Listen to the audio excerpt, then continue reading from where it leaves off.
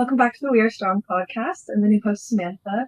And for today's episode, we have an Indigenous country music singer whose debut single came out on Tuesday, Jacey Mackie.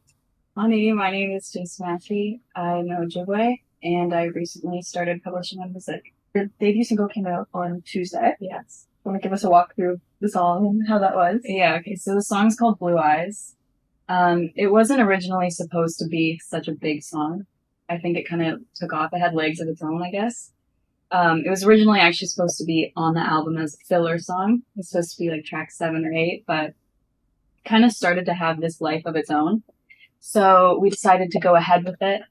So I wrote the lyrics to the song, and I got it composed and produced with my vocal coach and producer online, Wes Lunsford. And once we had the song finished, we kind of started with the recording of the music video, and it's kind of my first really big adventure, so it's been a lot, but it's been fun. So this song will be featured on your album, your debut album. Yes. Is there anything more that you can tell us about any of the other singles that are coming out and album information? So the album, I can say it's called Attention, and there's going to be about 14 tracks on it, I believe 14 or 15. So yes, Blue Eyes will be on it. I'm excited for the rest of them. I think I started Blue Eyes when I was like 14. So I think I'm excited to kind of sing and write about things that are happening in my life right now rather than, some silly high school kind of love. But, I'm excited, to keep continuing on Attention.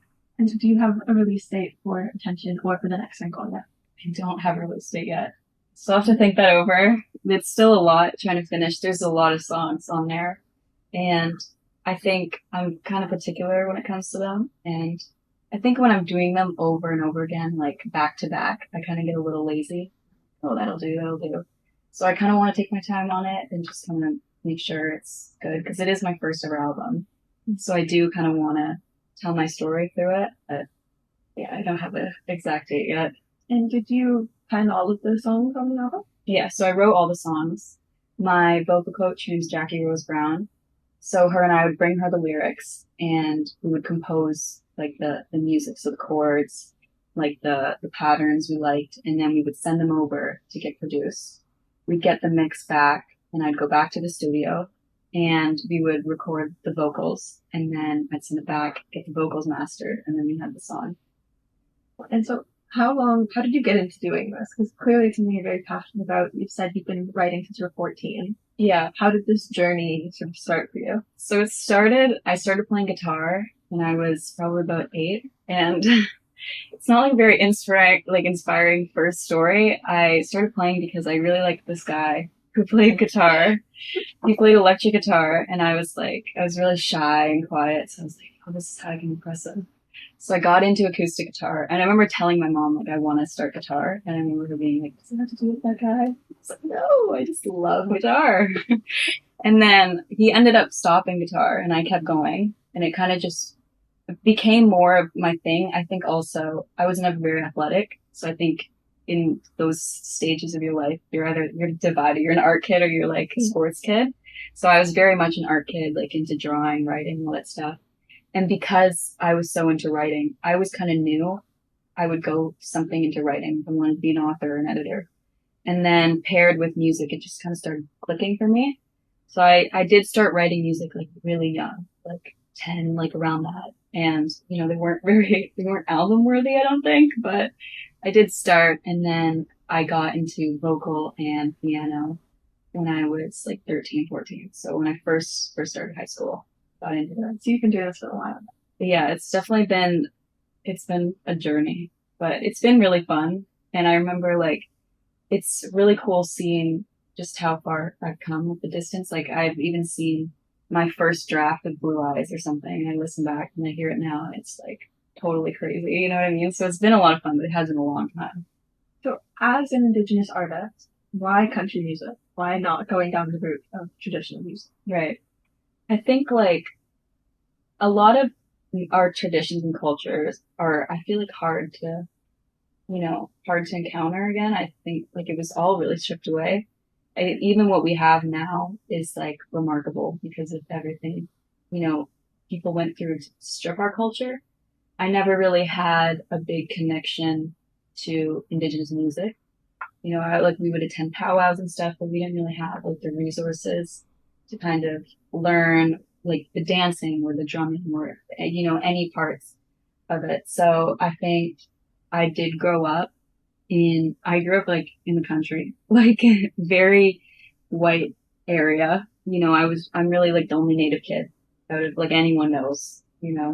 So I think country music was just really big. It was always really big for me. And I really started that. Like I kind of transitioned from like pop country. It is categorized as pop, but it really is country.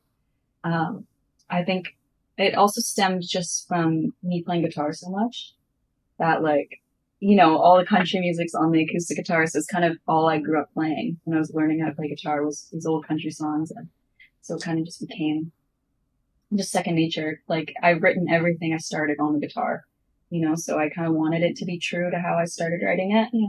So I would just always pick the guitar for the main kind of instrument. And so your dedication to music, would you say it's changed your life? Yeah, I think definitely. I think there are times like it's an outlet for me for sure. Um, I think there's been times where, you know, I struggled or I've been through things and it's kind of like, how do you get that out? And a lot of time music has been that for me. Like I don't really journal, but I do write it all out. And I think it's taught me a lot of confidence to kind of be able to, go in front of people and sing something or sing something you wrote, which is even worse, like even more nerve wracking. I think I used to be really, really like socially anxious. And I think music kind of like performing more, letting more people know over the years really changed that because I was very, very anxious. And I remember thinking like when I was a kid, as much as I liked it, it was kind of like a pipe dream. Like, it would never leave my bedroom because I was so, so anxious all the time. But now like it kind of has a life of its own. So I think it changed my life in that way where it's like I'm more confident. I know more like who I am, through it. And I feel like I've also been able to work through a lot of emotions through it and like confusing times, just wrote it all out. Yeah. So given the Indigenous history, um, and given the knowledge that music can drastically affect people's lives and for the better, do you think that more music programs for Indigenous youth, not just traditional music, but other genres, would have a positive impact? Yeah, and I think it'd have a positive impact on all of you. I think it teaches you a lot. Like it teaches you, especially if you play in a band, like about working alongside other people, sharing ideas. I was always like a solo artist, but I definitely saw that, a lot of my friends played in band and kind of did that whole thing. And they definitely grew these really tight knit friendships. And the thing is like music is so expressive that, even if I've written down songs and after I look at it, it's probably the worst thing I've ever read. But like either way, like you're just creating and like it's inspiring and it's positive. It's a positive impact, like whether one person likes your song and a million other people hate it, like you still positively impact that one person along with yourself. And so I think it definitely would have a lot of impacts. And I think it teaches you as well, like reading music and understanding rhythm and stuff like that. It's a life skill. Yeah, like it helps you. It helps you a lot. Like I think it really helped me, even reading normally. Like I could understand sheet music and I kind of understood like, it helped a lot. Even with say organization, like, you have to be here on time and you have to do this and that. And I think it has a positive impact on a lot of people. And I think they don't understand. I feel like people sometimes forget all like the good that comes with it. But it really is. It's just a positive note, like about. So you mentioned earlier that a lot of the songs written on the Attention album were from when you were in high school, and how you're looking forward to writing more and singing more about your current experiences rather than past experiences. Yeah. How do you think your style of music will change and evolve between the album that's currently being released and the next album that you hope to write? I think a lot of it is going to come from, first of all, like my ability to express things. I think in a lot of my early music, like the music that's going to be being released now or soon, is very much puppy love kind of music, like say Blue Eyes, the first line is, I like your blue eyes and your smeared of a smile. It's very puppy love. Was all I could say. Like a lot of the songs on it are like a 15-year-old girl who's a crush on a guy, but as I got older, like I kind of wanted to explore more topics. There are topics on, attention. There are a few like heavier topics, like I did write in high school, um, including like loss, like grief, like, mental health, assault, stuff like that. Like serious topics are included on it, but I think in my upcoming albums, it's not even the topics itself that I necessarily want to change. Like I'd still like to sing about love and sing about all those things, but I think my writing style for sure, it's less like, I like you, I think, and more like, I'm in love with you, like things like that. Like it definitely heightened, I think. And throughout attention, I had a little bit of a fluctuation where I was like, I'm country, but I'm also pop. And then it kind of kept switching. So I'm not sure necessarily which one I want to lean into for the next album, but I definitely want to find more of my footing because I feel like this one, I was kind of experimenting different sounds. Like some of them could be genrefied as pop and others could be genrefied as country. And some of them do sound different from each other, like quite different genre wise. So I think I want to like kind of find a footing where it's that sweet spot in the middle because I feel like I was just trying to, see kind of what I was comfortable with and start with that. And now I'm kind of ready to like, really figure out what I want my sound to actually be. The next two videos coming out feature an Indigenous cast and crew. Yeah.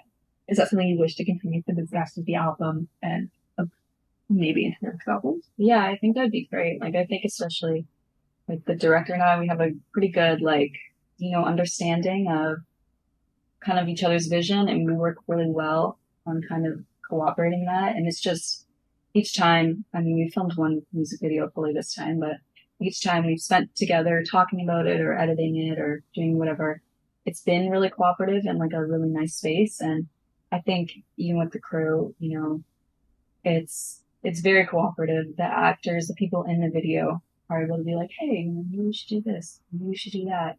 And I think that's really great. So I think for sure in that way, yeah, I'd love to meet more Indigenous youth. And if they're interested in like music or acting, those kind of arts, then of course, yeah. But I would, I'm open to anybody joining or playing whoever, there's really no like qualifications for me here. So because you're filming later today, are there any spoilers you can give us about the song or the music video that are coming out?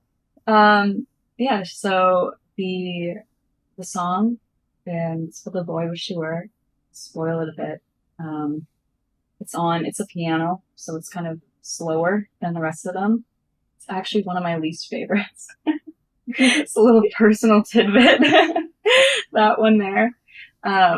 Yeah, I think it comes and goes, like with all the music, I'll listen to it sometimes, and then other times I'll sit and I'm like, oh, right now we're in the, oh, but yeah, that one is kind of about struggles of meeting somebody and they're not who you wish they were because they are not, the person you used to be with, essentially. And so that's one of the songs, I'm not going on my way to tell the person spoke that, but yeah, we're going to be filming in a set.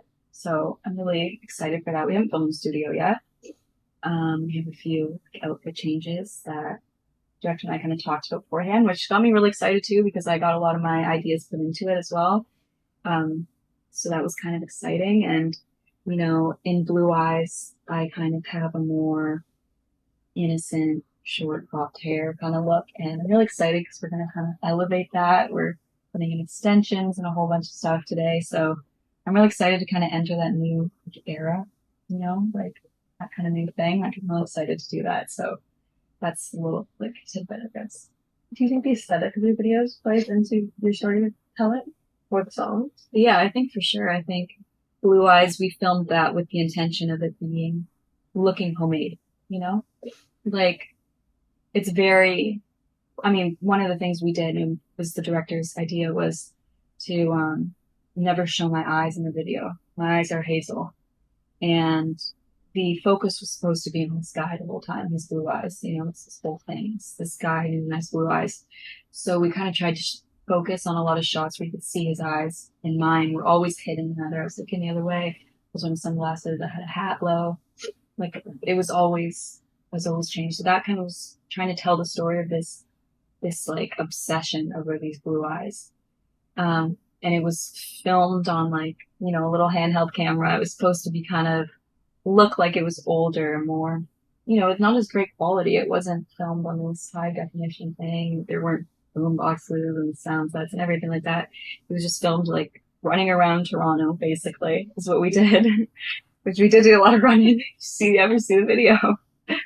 But the next one, it's supposed to kind of show the one we're filming today, almost like the deterioration of like an image. So we're going to kind of work into the idea of, you're this nice posed angel, this perfect image, and then it slowly deteriorates as the video goes on, which does tell the story of the song and kind of how I felt writing and, experiencing that. So in the day of the modern pop girl image, there's a lot of young girls around your age that are becoming quite popular in music, such as Olivia Rodrigo, Madison Beer, Tate McRae. Yeah. They all have sort of a very easily identifiable image that is associated with them. Have you found that image yet for yourself? And if you haven't yet, how are you going about finding it? And what are some characteristics you definitely want incorporated into that? I think definitely my hair. We're going to put in, I want to be seen for an image. Like, I don't have it in right now, so it's not very good. Like, I want this image that I'm not doing right now. We're thinking of putting blonde hair extensions so my hair is longer with a bunch of black streaks in it. I think that might be a little more identifiable than just like a standard, color. Obviously. Gwen Stefani. Yeah, like Christina Aguilera, kind of grunge, that kind of look. And I kind of want to experiment with it. I've always dressed kind of edgy. Fashion has always been kind of like a thing I really enjoyed over the past years. I can't say always, because there's going to be some photo of me leaked, like when I was like 12, dressed in like the worst thing you've ever seen. No, I got into it. When I started kind of changing my image, I used to have glasses and really short brown hair, and I was kind of like a little geek, like honestly. And I started like really changing like my image, and I think that's when I kind of got into fashion, and I started really liking edge. I always wore really heavy winged liner to school. I was always dressed a little bit edgy. I wasn't like goth, like I wasn't like alternative, but I did definitely do that with my makeup. I want to keep that, I think, because I've always done that. I've always loved like the winged eyeliner, the heavy eye. But I think it'll be interesting trying to incorporate that with like country music. You know what I mean? Like I'm not wearing like no cowboy boots, something, and walking out in like stilettos and like the heaviest black eye makeup ever. But I think I still need to kind of experiment with that. I think definitely my hair is something I'm excited about. And I love when it's in, and I love when I have that. So I'm excited to kind of, go forward with that. But I think it's also, like, I think it's difficult trying to find a pop star persona as well as with like being Indigenous in a way where it's like, I don't want to like betray, like, I don't know. I have this feeling that I'm like betraying, my culture, who I am by, going blonde and being all like, I don't know. It's just, it's something I've struggled with definitely with finding my identity is like, I shouldn't feel that shame, like dressing more Western or dyeing my hair lighter, bleaching my hair. But I think a lot of like our culture and stuff was stripped from us. So I think, the main identification is just like Indigenous features, dark hair, like almond eyes, like cheekbones, stuff like that I think I don't want to lose in a way because it's like myself, like Jacey, when Jacey goes home and it's just me, I like know who I am. Like I know what I've been through, or I know my culture, I know all these things. But then it's like, artist Jacey who's out there in the world, like these people don't know these things. And it's like, I want them to know them because I want to be proud of them. I want to be open and proud. I don't want it to be something like, well, who are you? You know what I mean? That kind of thing, which happens a lot. So I think that is kind of the only internal struggle I've had with finding that image of that blonde like pop star, because I don't want to like portray that, but I think it's silly to feel like dyeing your hair is going to change who you are, but that's definitely had an impact on like me trying to find my style and find it. I think it's very commendable how forward you are, your identity, and you don't try to hide any of it. Yeah. And how much you've embraced bringing in Indigenous artists into your work and looking for that. Yeah. Is there an Indigenous person specifically that you grew up looking up to? Or do you wish to be that for somebody else? I would love to be that for somebody. I think, it sounds almost silly saying this right now, I'm blonde, but my hair's normally darker. When I say that, I didn't really have that many like pop stars or singers that looked like me growing up, which I know sounds like really funny right now.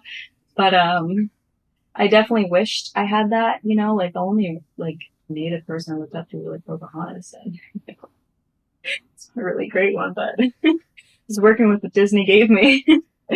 But like, I definitely love for that to be there, and I think love to embrace my culture. Like, I would, if I was invited somewhere or I was doing something formal, I would love to kind of, embrace that while dressing, presenting myself, and just kind of talk more about it. And, there's a lot of people who don't know anything about their culture, and I didn't really know a lot growing up, like being younger. Being in high school, I was presented with a lot of opportunities from my school, which I'm really grateful for.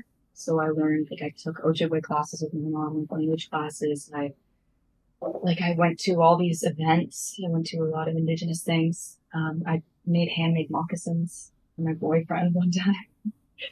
Like, I was given a lot of opportunities, but I think growing up, I didn't see that around me because, it was so strict and taken away. And unfortunately, it happens a lot. Like even my mom, she grew up on the reservation, and as an adult, she still doesn't see a lot of it around her.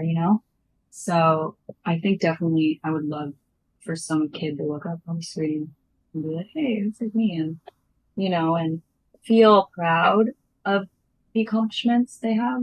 You know what I mean? Even if that is also just like picking up a guitar one day, like I did. Something like that. So you've said in your writing that you pull a lot from personal experience and that you've written about your culture. Can you give us a little bit more insight into what that's like and what it's like sharing it with people that are also Indigenous? Yeah, so when I wrote about was more about kind of like I said before, finding your identity like visually. The song is called One Way Mirror, and it's kind of supposed to be about feeling that insecure, like, I don't really belong.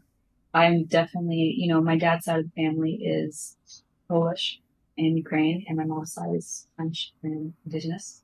So I felt for a long time being both, to my friends who were white, they were like, so exotic, look at tan. I was like, okay, great German words. But to people who weren't, they were like, you're so white. And like, you know what I mean? It was always like, I was just kind of like in the middle, like just kind of depended who I was talking to really. Like, and so I think I kind of struggled with that feeling insecure. Like I just didn't really belong anywhere. And I was like, I don't even know, like, what do I present as? You know what I mean? Like, I didn't even know. Like, do I look like native? Do I look white? Do I look Ukraine? You know what I mean? Like, I had all these, like, so I think the song's kind of about feeling like, I don't know who I am. And there are these, like, American girls, who are just so pretty and, blue eyes, blonde hair, like, kind of thing. And I was kind of in the song basically saying, like, that's not me. And, I can't change that. But I feel like that was, like, an internal struggle I had was just with confidence, with my, like, presenting identity, I guess, like that. It was just feeling, like, insecure in that way, just like I didn't really belong anywhere. So I didn't necessarily talk about the culture itself. I kind of want to get into that more as I'm writing going forward. I did talk about feeling that kind of that in between where it's like I don't really fit in. You know what I mean? Like with anyone really. I've had girls. I remember this one time. This girl came up to me at school. This was in high school, and I was sitting in the hallway waiting for class to start because I got to school early. And she came up to me and she was like, "Oh, Jacey, where did you get that tan from? What tanning place did you go to?" I was like, oh, like I used to have the tan. Like, I didn't go. I've never been self tanning or whatever it's called, tanning beds. I don't know. I don't know what the action of it's called. I've never been to a tanning salon or whatever. And so, she's like, no, like, I'm serious. They were to go. It was like September, October, November, something like that. And I was like, oh, like, I'm native, you know. Normally that shuts it down. She was like, don't need to lie to me. Just tell me. And I was like, I'm not lying. Like, it was Wow. like, people just, I don't know, I don't know, they don't know. It's where you're in that middle ground where people be like, where'd you go on vacation? You in Florida for a week? I'm like, no, I just look like this. And, and then I have, on the other side, everyone's like, you're so pale. And, like, what food do you eat? Plain everything? It's actually fair, but that's kind of what the song was more about. And yeah, I mean, I had a lot of interactions like that where I'm just ignorant people. I don't even really know. As someone that didn't grow up on reserve, what were some ways that you connected with your culture within an urban setting? I think like mostly through school. Like we had, my mom would share what she knew with us. And, like she'd make bannock at home and stuff like that. But I think she's kind of disconnected as well because, you know, unfortunately, a lot of Native families, they disconnect with each other a lot, I feel. And I think a lot of Indigenous families are like a product of their own environment. And that unfortunately was uh, the like situation with my family. Like didn't really connect very well, lost touch. No one really stayed together as a tight knit unit because of a lot of other issues in that. So I think mostly through school. So they'd send me on these overnight trips and I'd go with all these other Native kids from different districts because it was like I was the only one in school. It was me and this other guy who never went, so it was just me. And that probably also made me a lot more confident with talking and being more open, like talking before about how shy I was. We'd go on these overnight trips and we do like sweat lodges, we do all these things. And I think that really helped. We did language classes, even when like COVID was a thing, we still did it over Zoom and everything. So like we had a lot of opportunities through school, like that they were actually, I felt like it was important to them. You know what I mean? It was important to at least one of the faculty members at school because these events kept coming up and, one of the coordinators, she worked with every school, basically like any specific like district or school board or whatever. She helped me get status. So she was actually what got the ball rolling on my status once again. We tried when I was younger, but a lot of like I guess something in like the treaty had changed since then. And she was actually the reason why I started, like, I met with the band office instead of giving me status because she kind of helped me get it rolling. So we had so many different opportunities and like I met so many people who really helped me in that way. So I was really thankful for that, especially like, like making moccasins. Who's done that? That was crazy for me. Like sewing them by hand. I like sew them to the foot. You know what I mean? And would go to, like we go to the closest reservation. The reservation, like my family belongs to, is like 2 hours ish away. 2 hours, 3 hours. So we go to the one closest to our school and, we do like sharing circles and stuff like that. And we've learned so many great stories that, you can't just Google or you can't just, you know what I mean, figure out. And it was really great. Even if you could Google it, it was great to hear it from like an elder. And we would have like these great day trips that, I don't know, those definitely stuck with me. I still remember like all of those. So I'm really grateful for my school for that because like we did do a lot of that. And I met so many people through it and so many like even faculty members that I was like, it felt like I could rely on. Like I messaged that woman myself and then like I really want to get my status. Like, and she was like, sure, let's meet here and then and try and get it for you. It was so open and such a great environment. So yeah, I'm really grateful for that. Storytelling is a huge part of Indigenous culture and community. How do you relate that cultural aspect to storytelling? doing with music? Is there a connection there? Is that something you learned through community? Is there any similarities there too? I guess I mean, the stories I'm telling are different in the way where they're just personal. You know what I mean?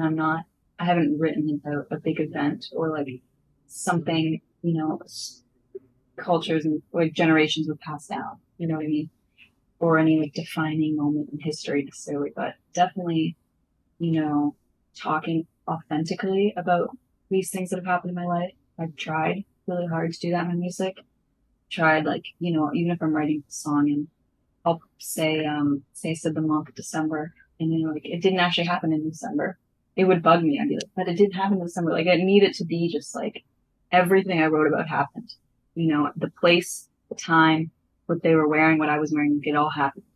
So I feel like that in a way, I guess, just with trying to be authentic and open and tell people stories. You know what I mean? But I think that's really common in music though, even like you disregard the culture impact. I think telling your own personal stories is always something I don't in music. And I don't know, I just learned that. I don't know necessarily through culture or not. I think just writing so much. I think it just started writing about my own life and things that were bothering me or things that I needed to tell people that I just, I couldn't tell them at the time. So I just write it down and kind of became its own thing. So I wouldn't say it's all influenced by each other, I'm sure. You know what I mean? Like my culture is a part of me. Things I do are going to be influenced by it. But I think the storytelling itself was just the way I wrote because of all the music I listened to growing up. Mm. I think though, like it definitely was. It's definitely nicer to go off to school though and have some more opportunities to connect with like other Indigenous people or organizations or ways I could help because I definitely grew up in like a predominantly white area. I grew up in the country, so I went to there was like one school that everyone went to, and I remember like I was the only Native kid, and I remember it was a school where you go from kindergarten to like middle school, and you go up to high school. And this girl came about halfway through. She was in grade 5. This was like halfway. And she was the first Black girl in our school. And I remember everybody was like just shocked that there was this Black girl in school with us because it was all white kids. Like genuinely, it was predominantly like a white area. And I remember it being like this whole thing I was talking about. And it was the same, like, when people they don't look at me or they didn't look at me, especially from that young age and like, what are you? Then as they got older, it's like we started learning about like First Nations, stuff like that. And all of a sudden they're looking at me and it's like, it just clicks. And, I think it's like that for a lot of people, when you're like the minority, I guess. I think it was hard for me to learn about my culture. I remember being so confused. Like my teachers would still use the term like Indian, but that, and I remember it get me so mad when I was younger. And my mom would always like laugh. It was kind of like, I guess she'd just been used to it. Just like, oh, like, I'm going to say what they're going to say. And I remember being like so angry that they're using those terms. And, it just wasn't easy to learn about our culture in that, where I grew up because nobody knows that or nobody knows, anything about it. And like, it's this whole thing with a lot of people I went to school at, like called like Pocahontas figures or Injun or Red Stain, stuff like that, like that they thought was funny. Would you say the impact that affects how you write?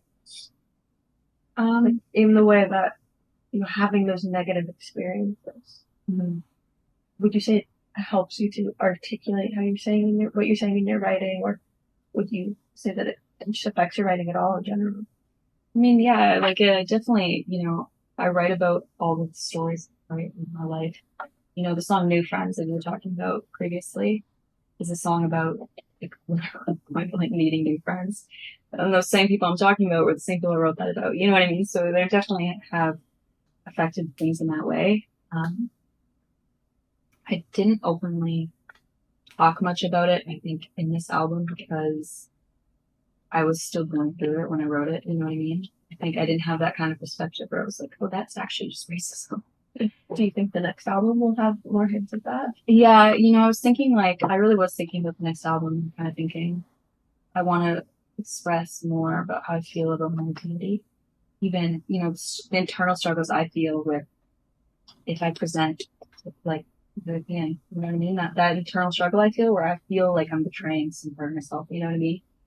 I want to express that in a song definitely today. Just the Attention album is very, it's my first album, right? It's first step, and it definitely feels very high school because it was very high school. It was written in high school. Um, I hope the next one talk more about, the after effect of it, and, the new perspective I have. I guess the whole album was like I had the same perspective as everybody else around here because you're in high school and of course you always do in that way. Um, the new one, I feel like I've learned so many new things. I've met so many new people and so many different perspectives now I didn't have them then. So I'm excited in that way. I definitely hope to come talk about my experiences with being Indigenous in that aspect that I didn't get to touch on in the teaching. So what would you say your creative process is, sort of from the start of, harmonizing or creating the first few lyrics to sort of finishing the song and coming out with a video for it? Well, how would that creative process go? What are the steps you take, and how does the song impact the visuals of it? So it starts normally. I always start writing it, and I rarely have like a melody in my head, and then I write around it. Rarely. It's happened a few times. Say like Blue Eyes, I wrote around a melody because first I wrote the first verse for Blue Eyes, and then it was like a year, and then I went back to it and I was looking to finish the song. So I wrote kind of the chorus and the rest of them off of that melody. I just had this like kind of like thing in my head. So I wrote it off of that. Normally it starts with the verse. I always start with the chorus of the verse, and it's normally like starts the chorus and then goes a second verse. However the song's formatted, sometimes there's a third, not a bridge. And then I write the first verse last normally, which is just because I didn't used to do this, but I feel like I jump straight in. I jump too far in, you know what I mean? First verse is like I'm trying to introduce it. And a lot of the time I just jump into talking about what I want or, a line that's kind of explaining something. And it's like, you're not there. You're like, who are these people just talking about? And you know what I mean? You don't know what anything is. So I always have to start with the second. So I jump in too fast. And then I go back and I write the first verse last probably. I get an idea when I write the chorus normally. I'll just write it all down and then I look at it and go write it. Second look, I'm thinking how it's supposed to sound. So I'll cut a lot of words because it's like I basically just write sentences and cut it because I just can't stop myself. I just write too much. So I'll cut it and then I try not to be too repetitive. Blue Eyes was the exception. I wrote that song being like, for once I just wanted to be catchy. I don't want to really say anything, because all of them just said things, so many things, sorry. And so normally I'll add like if there's like an O or like a repeat and stuff, add that right after I look through it all. And then it's very rough. I'll have a rough idea and I will film just that. Like I'll record just the vocals. It'll just probably be me like walking around the room, an idea. And then a lot of the time too, it starts like that. I won't finish a song normally in one sitting ever. I have a few times, but it's rare. It really is rare.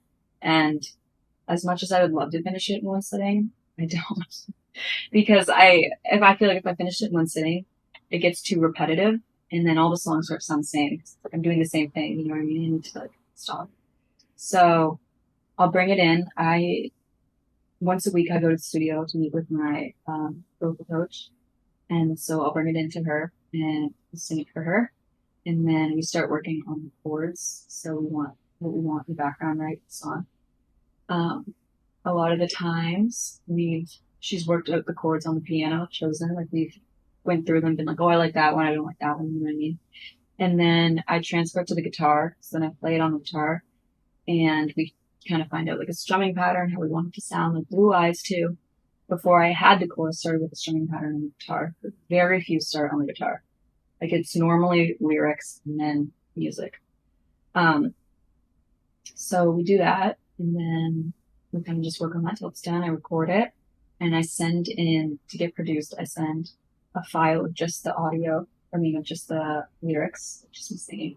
I have to send like an entire lyric file so we get all make sure everything's formatted correctly, and then the rough instrumental with me singing, and then sometimes just instrumental.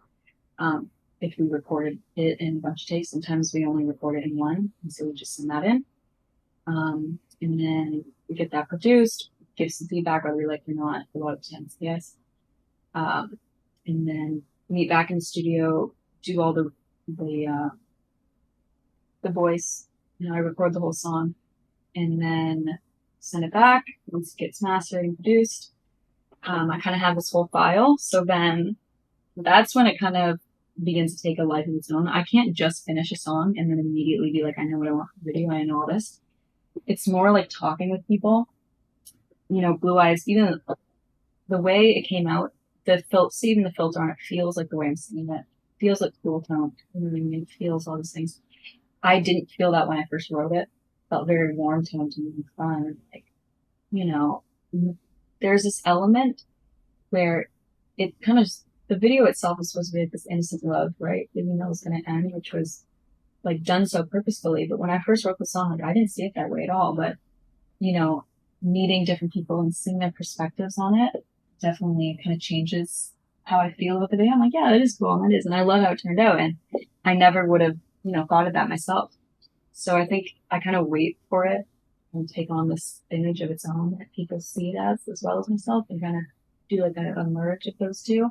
A lot of the time, the video, it'll go through different, we'll talk about it over and over again. Maybe we do this and we do that. And you know, the one we're shooting today had a completely different idea before, like wildly different on different ballparks.